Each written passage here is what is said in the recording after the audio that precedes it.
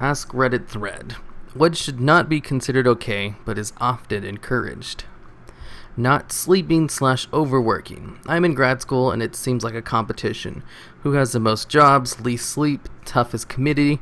I even find myself judging people who are tired working 15 hours a week and taking 2 classes when I have spent 15 hours on campus in one day. It's as if you're not working hard if you don't have 2 jobs, 1 internship, 3 classes, 3 committee obligations, and are knee-deep in project for publication. We shouldn't be glorifying or romanticizing this. We should be encouraging and promoting healthy, balanced, mindful participation as much as possible, although that could be a whole different conversation about tuition costs, but I'll leave that for another time. Hell fucking yes. Thank you. I've recently started a new job, but until the probationary period was over, I kept my old job where I worked nights, even though the new job was basically full-time. Also, in order to keep me doing better at the new job, I started taking a class 2 nights a week. There was literally a 3-day stretch every week where I had no more than 45 minutes to sleep. I was exhausted and snappy, and it was actually making me worse at my new job because I was literally falling asleep all the time. The worst part was that I had weekends off, neither job and no class, and I felt guilty. All I wanted to do was sleep, but I felt guilty for not being busy. I felt lazy and useless. I started working for another part-time job for weekends because I was genuinely afraid of looking like a freeloader. It wasn't until I got into a car accident, very minor, thankfully, but an accident nonetheless, that I realized that I was doing to myself. I dropped the classes and got out the night job as soon as I could. Now I just have 1 full-time job and it feels amazing. That's crazy. I could never do that much work. I used to work a crap ton in high school. That's why I could never do that again. Helicopter parenting and taking away children's opportunities to learn age-appropriate independence, within reason.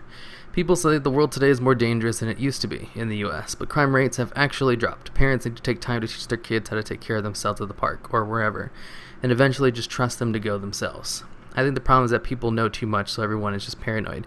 My mother-in-law is convinced our children will get raped or kidnapped if we take our eyes off for a second, and she will say she was a bad parent if we bring up the fact that she used to let her kids run around. You can never beat paranoia. Don't forget the media. The media didn't air all the news on murders / kidnapping / shootings, etc. as much as they do now. Relevant. No child is safe. What is this? Hulu? I'm not going to go on that. The thing is, I used to be a babysitter after I got fired from my job while I was starting up my YouTube channels for my nephew when he was born around the same time. Really great coincidence for me. Thing is, sure, let your kids go out and stuff. It all depends on the age. Toddlers, you're basically like on 24-hour suicide watch because they're stupid as shit. The things he wanted to do. It's like, seriously, this is why you need parental supervision at all time. But I mean, for kids who aren't as dumb as a toddler. Kids are really dumb. The philosophy of the customer is always right. It has encouraged people to act like awful spoiled brats, and now we have a society full of entitled idiots who know if they carry on enough, they'll be rewarded somehow. I work for a company that believes you should kill them with kindness, and it is absolute bullshit. Being at the front desk, I get shit on constantly by ignorant brats and complain to a manager or doctor. They say, well, just smile and be nice till they leave. No, if you're screaming in my face and throwing a tantrum, I should be able to say, please leave, not, oh sure, what else do you want me to help? Bend over backwards and kiss your feet. I used to work at a customer service job. It was a fun job. The customers, though, they were probably the worst part of it. If it wasn't for all the customers at my customer service job, it wouldn't be half bad. Because managers were nice, the coworkers were great to be with, and the actual work itself wasn't hard. But the customers were the worst. Overeating. I'm full. Have a little bit more. No thanks. Just a little bit. Fuck off, Grandma. If you don't eat your meat, you can't have any pudding. How can you have your pudding if you don't eat your meat? We don't need no education. Working more than 40 hours a week unless you really need more time to finish your work. Being shamed because you leave at 5 when your work is finished is bullshit. I only work like 40 hours a week. And I feel like I don't work enough. But then again, my job's awesome, so I totally agree with this. I met a couple of my friends from college recently who now work at Microsoft, and they seem so proud they haven't gone home in 2 days. I didn't know how to respond to that. One of them is married, too. Yelling or acting like an asshole gets what you want. I used to work in customer service and this happened all the time. May you please have a refund? No. I want to speak with your manager, you fucking cunt face. Okay, here's your refund. Sometimes our managers wouldn't give him a refund either. That was always nice. The managers and supervisor at my old job always took the employee's side, which was great. The loudest, I remember once, we had this person who threatened to call like the news thing, because there's like this news station near where we live who will do investigations into poor practices by businesses. She's like, I'm gonna call the ABC by our side to come over and investigate this shit since you guys are terrible. Their manager's like, okay, we'll see you on TV then. That's great. The loudest is always right. This happens too often. People talk loud when they want to act smart, right? Correct! So what if we play so loud that people will think we're good? Everybody ready? And a 1, and a 2. 1, 2, 3, 4. Okay, new theory. How about we play so quietly nobody can hear us? Well, maybe we wouldn't sound so bad if some people didn't play with big, meaty claws. What did you say, punk? Big, meaty claws. Well, these claws ain't just for attracting mates. Bring it on, old man. Okay, they're just reciting the SpongeBob episode, the line from line. Let's see. Social media therapy. A lot of almost meaningless enabling happens to justify bad decisions. You can do what you want. Fuck them. No, they can't do what they want. It doesn't work like that. They can do what they want. They just have to be prepared to face the consequences for doing so. Being a dick to people because it's their job to put up with your bullshit. Customer service rep here can confirm. Being selfish or self-centered. Look out for number 1 is fine, but when you start fucking over other people in the service of number 1, you become a pile of number 2. It's like you've always said, Rick, gotta look out for number 1. I'm number 1, you asshole. This guy is like the red grin grumble of Reddit posts. I had a professor tell me once, our generation was conceived that a little bit of greed is a good thing. Only too late did we realize there's no such thing as a little bit of greed. Going to college/university because you feel obligated to, not because of a practical goal in mind. Sure, the experience might be valuable or transferable. It could also put you behind thousands of dollars right out of high school and be completely useless. Oh, that's true. I'm only going just so I can say I went, which is enough of a justification for me. But I don't really need the degree for anything. That's why I'm taking a year off right now. Oh, just because I took too many classes last semester and it totally burnt me out. I ended up failing 2 of them anyway. Due to 2 completely different reasons though. I took 4 classes, so I passed 2 of them. It's just one of them was too hard.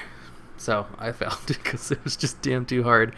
Never take Japanese. Take Spanish or French. They're way easier to learn. And the other one I failed just because of a series of unfortunate events, actually. The class wasn't all that hard. This is the argument I follow. In Canada and most other nations, they distinguish between college and university. How my friend put it, you go to college for skills and university for an education. Most places you work will train you anyway when they hire you, so it kills when people see university as training. Not listening to your doctor because you feel your idea will work better.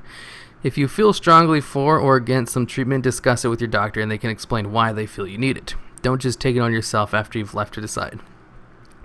Examples that come to mind would be people thinking they need antibiotics for cold or flu. Antibiotics fight bacteria and won't have any effect on these viruses. People stop either antibiotics because they feel better. Finish the course to kill all of the bacteria. Don't create more drug-resistant ones. Facebook seems found cure of this, but giving up your chemo for an alternative internet method. Be it injecting cannabis oil or some herbal cure. By all means, discuss them with your doctor if you feel they may help, but don't pass them by and begin your own treatment yourself. Okay, that was kind of hard to read. Unpaid internships. There are internships I've seen where you pay for the experience. My uni tried promoting those. Nope, just finished my experience back in April. My internship was unpaid, and I had to pay for the program, which included post-grad classes. That was mandatory to be enrolled in during this program. My university can get away with it too because they're the best college for the program I was involved in. Schools snatch up teachers who already have a year of experience under their belt, my internship year, that they don't have to pay at step 2. College education being a business. College charging a shit ton of money based on demand rather than working with the government to keep tuition low so that more kids may attend higher education. The notion that college after high school is the only track that doesn't lead to poverty and failure. On top of that, the incredible stigma over vocational education. The encouragement of mental health stigma over the encouragement of learning and understanding mental health. The encouragement of mental health stigma over the encouragement of learning and understanding mental health. Oh, this is actually a big one. A lot of people die to suicide every year because there's such a stigma against mental health issues. I actually did a report on that for a couple classes. Politicians widely being accused of lying, money-run people, yet we appoint them to voice for everyone. This is accepted, but also I can't think of how to change that without a huge movement, i.e. everyone refusing to vote. Just tough it out. No, if you're sick or injured, you need to rest and recover. I partially blame the economy for this one. God knows I used to go to work sick out of fear of being fired. I used to do that too. That's because even if you're sick, they tell you to come in because we had so many people lie about being sick. So if you really were sick, they would just send you home. And they never really sent me home. They still made me work sick. They're like, you just won't work in the kitchen. We don't care if you get the guests sick. Walk it off. That's not how depression works, fucker. I actually got told this. I was probably in a jest, but it still pissed me off. Prison rape. This kind of punishment is inhumane, not meted out fairly, and doesn't solve anything. If anything, people who are raped in prison are more likely to rape others when they are released. Comments on Reddit routinely show widespread support for prison rape. It is probably the most widespread unethical belief I have seen on this website.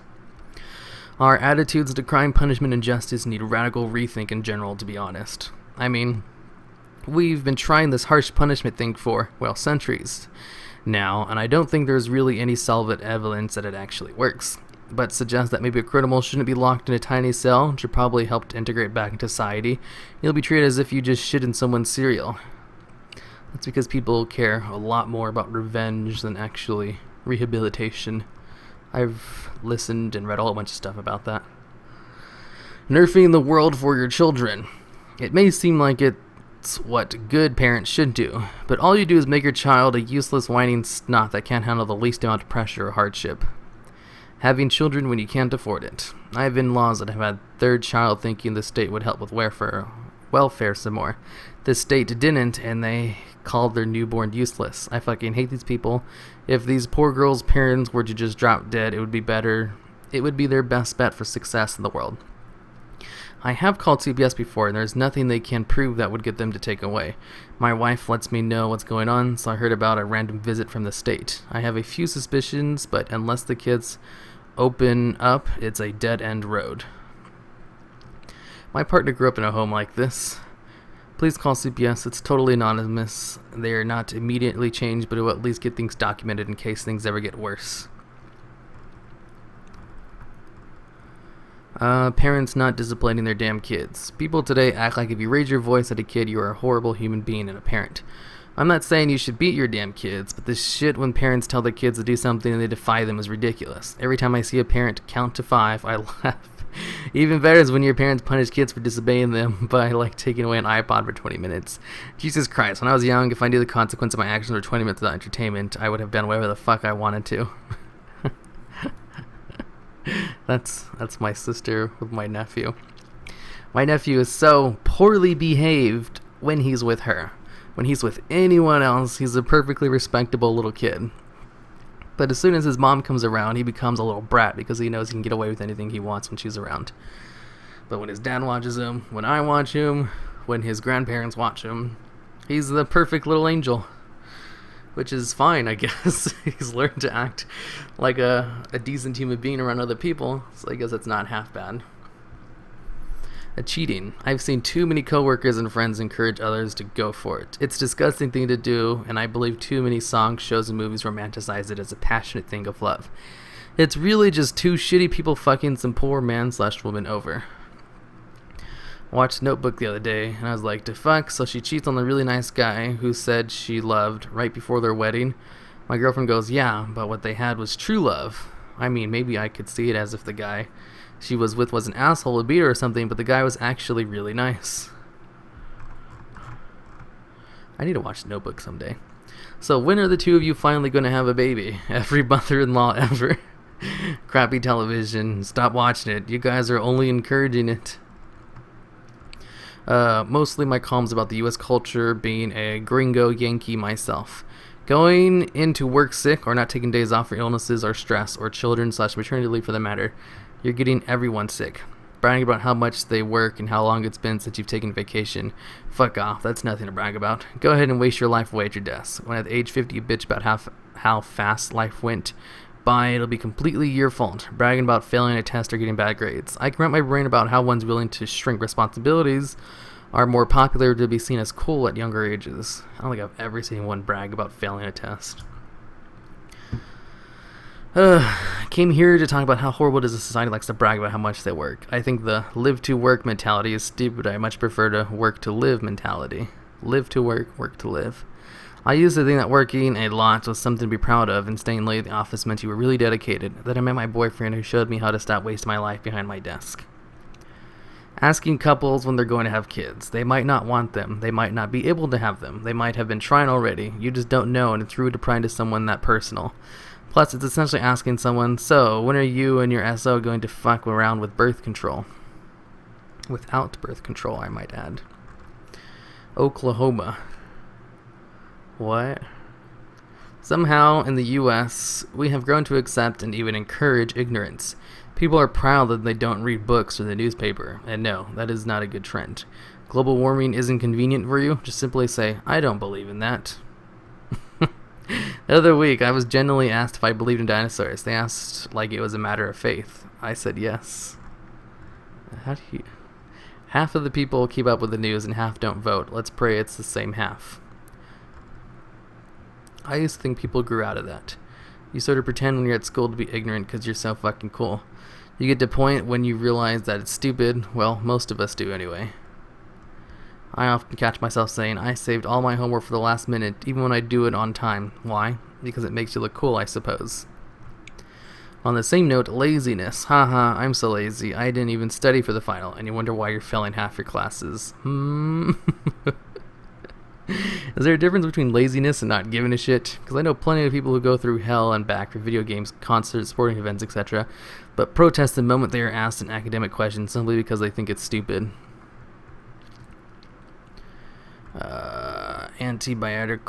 Antibacterial hand sanitizer as a replacement for washing your hands.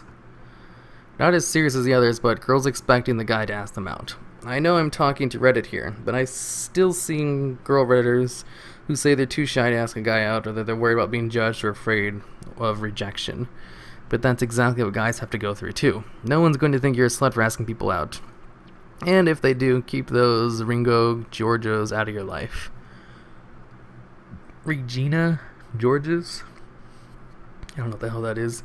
It shouldn't be a guy's job to kickstart the relationship. I actually like it more when a girl is the one to take the initiative because it shows she's confident enough to go what she wants for. Edit. Apparently, I have to add that I'm not saying guys should sit on their asses and wait for girls to come along and ask them out. I'm saying if you like someone, go for it, regardless of what equipment you have. The whole, well, it's not rape if it's a guy because guys always want sex thing. It's not okay to teach a boy they can never cry. Boys don't cry. That's not true. Humans cry. Pretty much everywhere men are taught that they can never show weakness. Fuck that. Every person in the world should have a time and place where it's okay for them to be weak. When men are taught to never show weakness, it's difficult to handle emotions healthily, and it can come out in unhealthy ways like violence and self-harm. I will never tell my son that boys don't cry. I will teach my kids that there are some situations where you can be weak, and others where you need to be strong. Telling someone who is depressed, just do something that makes you happy, or try not to think about it, or take your mind off it for a while. Well, I mean, if they could do all that, you think they wouldn't? For that matter, depressed people claiming they can't fix it in their mind, or that there's nothing they can do about it. Drug therapy for 24 months straight, 23% sex rate. Severely depressed people, no, 0 relapse episodes. Cognitive therapy for 4 months, 47% success rate at the 24 mark. Severely depressed people, 0 relapse episodes. Both carry 58% success rate 2 months in. CT is just telling people to get over it. The therapist determines what your particular Foucauldian triggers are and diverts your attention to them. She then explains distorted thinking and helps you develop response inhibitations to control your emotion reactions. Essentially, you're told to man up and dismiss the crashing bad feelings before they drag you down into a depressive state. Depressive episodes typically don't catch on unless you sit and focus on the growing negative feelings when they start up. Considering that I'm reading several involved volumes covering the executive functions required to mitigate depressive episodes and what that says to the scope of the problem, these are effort-driven skills, like exercise. It's a lot easier to not do. Making your mind to do stuff is exhausting work at first. Acquiring debt and living beyond your means. Acquiring debt. No, you don't owe it to yourself to drive the BMW or live in a house that is 3 to 4 times your annual salary just because you finally have a job. It's a great way to set yourself up for a life of financial stress, which confounds into many other problems. Having opinions on facts. No, I don't give a fuck what you think the global warming myth... Ugh, I'm slurring all my words right here. No, I don't give a fuck that you think that global warming is a myth. You singing to yourself, nah, I don't believe it, won't make it go away. Supporting any business/industry that you disagree with simply because it's easier or convenient. Hate fast food places because of the poor nutrition values. Stop going to them and support someone else. Think most news stations and reality TV are crap. Stop turning them on. Dislike the business practices of some clothing companies. Stop buying from them, and so on. Taking pictures of someone and posting them on the internet without their consent or knowledge. That parents need to always put their kids' happiness above their own. The result is more than likely just a spoiled kid and an unhappy marriage. Oh yeah, that one's a bad one. Touching pregnant women's bellies without permission. That's so fucked up. They don't touch anyone, anywhere without permission.